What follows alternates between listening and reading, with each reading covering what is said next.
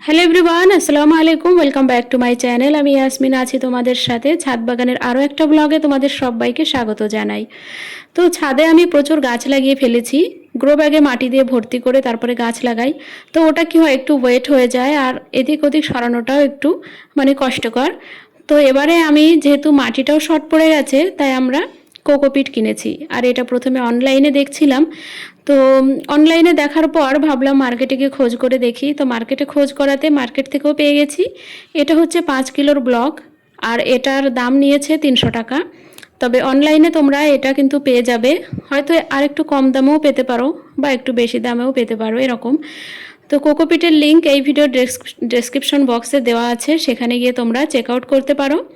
আরেকটা কথা তোমাদের বলি, কোকোপিট কেন এত ভালো।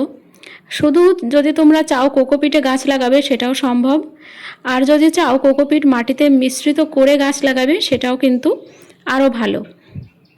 কোকোপিটটায় গাছ লাগানোর আগে কিছু প্রসেসিং করে নিতে হয়, সেটা হচ্ছে পানিতে ভিজিয়ে রাখতে হয়। তো সারা রাত আমি এটাকে ভিজিয়ে রেখে দেব। এটা যতটা ছোট লাগছে দেখতে, পানিতে ভেজার ফলে এটা কিন্তু অনেক গুণ বেড়ে যায়। তো এখানে বেশ কটা পাত্র নিয়েছি, সেই পাত্রে কোকোপিটগুলো ভিজিয়ে রাখছি। আর ভিজিয়ে রাখার ফলে এর যে কেমিক্যাল থাকে বা এর প্রসেসিং করতে যে কেমিক্যালটা ইউজ করে সেটা কিন্তু বেরিয়ে যায় পানির সঙ্গে। তো কোকোপিট কেনার পরে অবশ্যই তোমরা এটা করবে, পানিতে ভিজিয়ে রাখবে 6 থেকে 8 ঘন্টা, কিংবা যদি চাও সারা রাত তোমরা ভিজিয়ে রেখে সকালে এটাকে ভালো করে ওয়াশ করে নিয়ে রোদ্রে শুকিয়ে সেটা তোমরা স্টোর করে রেখে দিতে পারো। যখন যেমন প্রয়োজন গাছ লাগানোর ক্ষেত্রে তখন সেভাবে তোমরা এটাকে ইউজ করতে পারো, মাটির সঙ্গে মিশিয়ে বা ডাইরেক্ট এইভাবেও গাছ লাগাতে পারো। তো চলো সকালবেলা দেখি। এই যে ভিডিওটা আমরা সন্ধ্যাবেলা করেছিলাম, বিকালবেলা সব ভিজিয়ে রেখেছিলাম, আর এখন হচ্ছে সকালবেলা। তো এখন এগুলোকে আমরা ওয়াশ করব ভালো করে। একবার যে পানিটাতে ভিজিয়ে রেখেছি সেই পানিটা ফেলে দেব। দেওয়ার পরে নেক্সট টাইম আরেকবার পানি দিয়ে ভালো করে এটাকে ধুয়ে নিয়ে তারপরে এটা রোদ্রে শুকাবো। তো কোকোপিট ইউজ করলে অনেক কিছু উপকারিতা আছে, তো আমি একটু একটু করে বলি। প্রথমত, এই গরমে গাছ লাগালে মাটি কিন্তু খুব তাড়াতাড়ি শুকিয়ে যায়, টবের মাটি। আর কোকোপিট দিয়ে যদি তোমরা গাছ লাগাও তাহলে কোকোপিটের কিন্তু পানির ধারণ ক্ষমতা অনেক বেশি, আর যেটুকু পানি নেওয়ার সেটুকু নিয়ে এক্সিস্ট যে পানিটা সেটা কিন্তু বের করে দেয়, এক্সট্রা যে পানিটা সেটা কিন্তু বের করে দেয়।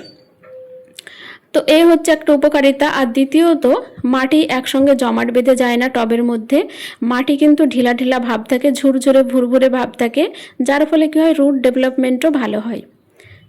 আর এখানে দেখো কোকোপিটগুলো ভালো করে ধুয়ে মশারির সাহায্যে সেকে নেওয়া হচ্ছে, না হলে কিন্তু কোকোপিটগুলো পানির সঙ্গে বেয়ে চলে যাবে।